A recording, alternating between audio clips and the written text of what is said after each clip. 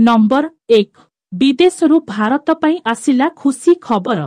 December 2023 Asian Development outlook अनुजाई आर्थिक वर्ष 2023-24 द्वितीय त्रय मासिकरे जीडीपी अभिवृद्धि आशा करा जाउथिबा ठारू 7.6% अधिक होईछि। प्रथमार्धरे एप्रिल सेप्टेम्बर 7.7% अभिवृद्धि घटिछि।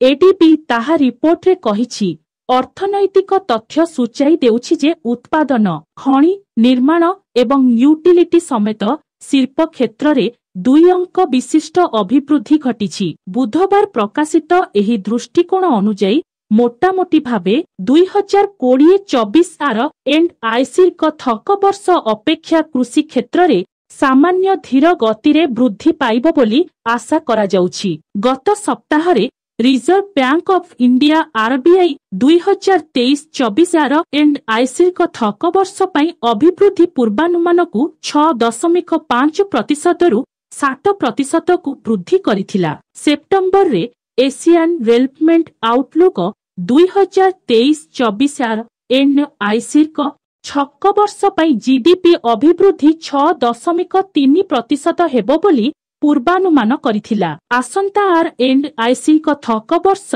2024-25 बा विभिन्न एजेंसी देशर अभिवृद्धि पूर्वानुमान को 6.7% रे अपरिवर्तित रखिछि।